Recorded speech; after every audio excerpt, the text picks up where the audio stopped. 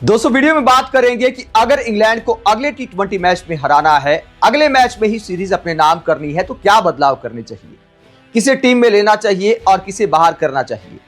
दोस्तों ऐसा नहीं कि एक मैच हारने से टीम बुरी हो गई, लेकिन यह भी हकीकत है कि इंग्लैंड लगातार 2 मैचों में हमारी बैटिंग को एक्सपोज किया है।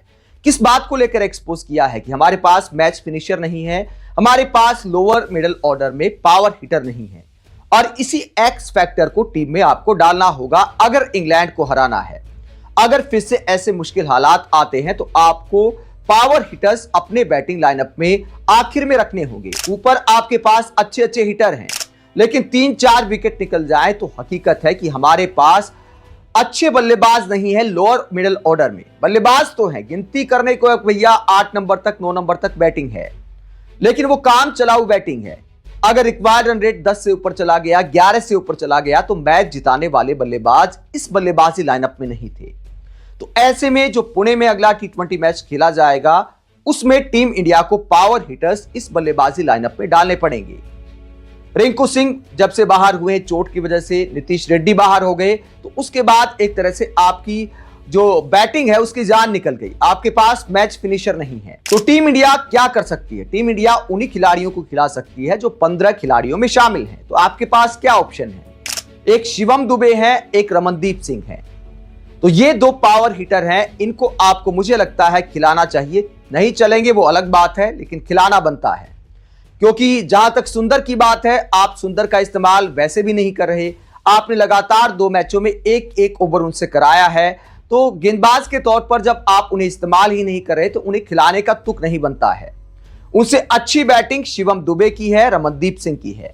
भले कई लोग कहें कि भैया ये तो लप्पे मारते हैं, लेकिन कई बार लप्पे भी चल जाते हैं। जब 15 में जो खिलाड़ी शामिल है, हम तो उन्हीं का नाम ले सकते हैं। तो कम से कम शिवम दुबे और रमनदीप सिंह में से एक को आपको डालना होगा, या दोनों को डाल देंगे तो आपकी पावर हिटिंग काफी मजबूत हो जाती है।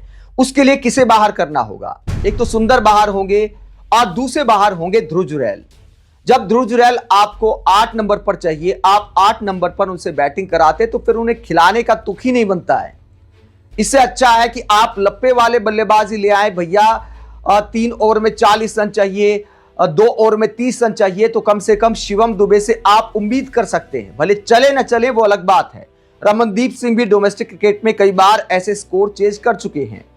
तो ये 2 पावर हिटर हैं, लंबे लंबे छक्के लगाते हैं।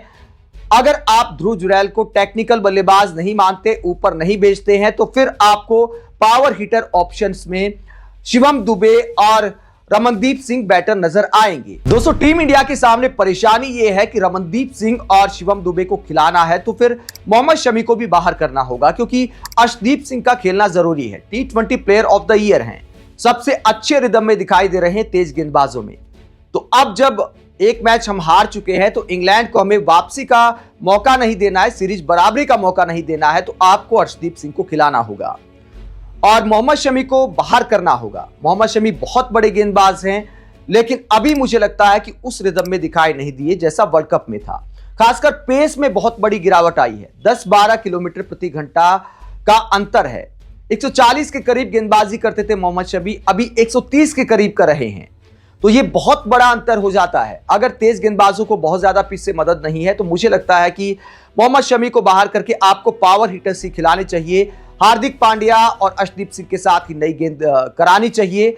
और इसके अलावा स्पिन गेंदबाजी में आपके पास फिर वही विकल्प रहेंगे, रवि बिश्नोई, वरुण चक्रवर्ती और अक्षर पटेल। तीनों अच्छे गेंदबाज हैं। भले रवि बिश्नोई ज्यादा विकेट नहीं ले पाए हैं, इस मैच में कुछ पिटाई भी हो गई, लेकिन दोस्तों ऐसा हो जाता है। रवि बिश्नोई के पहले 2 मैच अच्छे गए थे इकोनॉमी के लिहाज से, विकेट नहीं लिया था लेकिन रन भी नहीं दिए थे।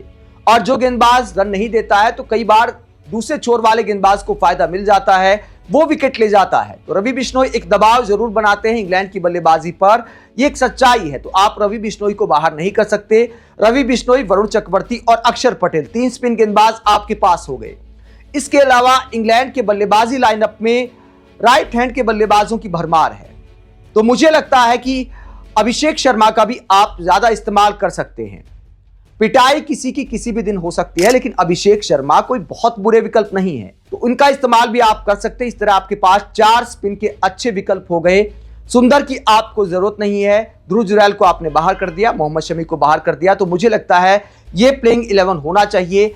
इस वक्त अगर टीम इंडिया को सबसे ज्यादा जरूरत है तो पावर हिटर वाले बल्लेबाजों की जरूरत है।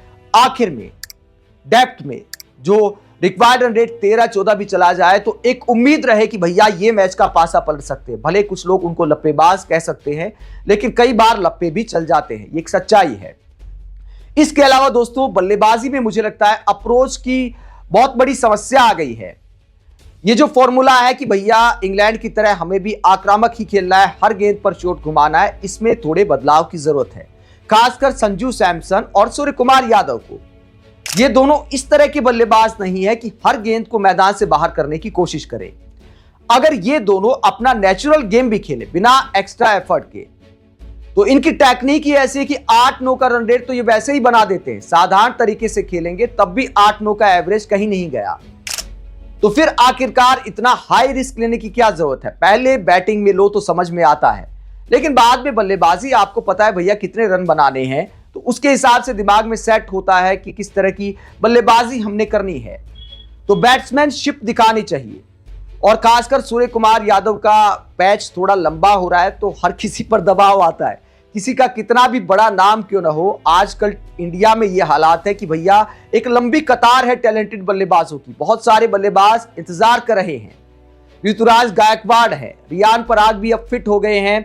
खबर आ रही है कि असम की तरफ से रणजी मैच खेलने उतरेंगे, तो वो भी दावेदार है। तो एक लंबी कतार है अच्छे खासे बल्लेबाजों की डोमेस्टिक में जिन्होंने अच्छा किया है। तो बड़े बड़े नामों पर भी दबाव आ सकता है अगर बुरा पैच लंबा हो जाता है। कई लोग ये भी सवाल उठा रहे कि सूर्य कुमार यादव की कप्तानी में जीत तो हमें मिल रही है, लेकिन क्या बल्लेबाज सूर्य कुमार यादव थोड़ा गुम हो गया है?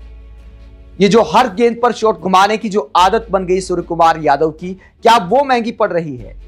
कई लोग कहेंगे कि यार सूर्य कुमार यादव तो ऐसे ही 360 डिग्री की बल्लेबाजी करते आए, ऐसा नहीं है। सूर्य कुमार यादव अच्छे टेक्निकल बल्लेबाज माने जाते हैं। सूर्य कुमार यादव जब पीक पर थे तो ऐसा नहीं था कि हर गेंद पर शॉट घुमाते हैं। गेंद देखकर अपना नेचुरल गेम खेलते हैं, तभी ऐसी बल्लेबाजी कर लेते हैं। सूर्य कुमार यादव की बल्लेबाजी में आक्रामकता के साथ साथ भरोसा भी दिखाई देता था, जो पिछले कुछ मैचों में दिखाई नहीं दे रहा। तो सूर्य कुमार यादव को भी अपनी अप्रोच में थोड़े बदलाव की जरूरत है। कप्तान है तो जिम्मेदारी लेकर खेलना चाहिए। खासकर अगर कुछ विकेट शुरुआत में निकल जाते हैं, आपका रन रेट ठीक ठाक है, तो उसके बाद डिफेंस और अटैक दोनों में बैलेंस होना जरूरी हो जाता है। तिलक वर्मा की तारीफ की थी इस बात के लिए सूर्य कुमार यादव ने और कहा था कि हमारी टीम के हर खिलाड़ी को उनसे सीखना चाहिए। तो सूर्य कुमार यादव को खुद भी सीखने की जरूरत है, वरना कब किसका दौर बीत जाए कुछ कहा नहीं जा सकता। आजकल इंडियन क्रिकेट में पेशेंस क्रिकेट फैंस में कम हो रहा है। आप अगले T20 में क्या बदलाव देखना चाहते हैं टीम इंडिया में, कमेंट करके जरूर बताएं। साथ ही देखते रहे पब्लिक मीटर, चैनल को सब्सक्राइब भी करें। नमस्कार।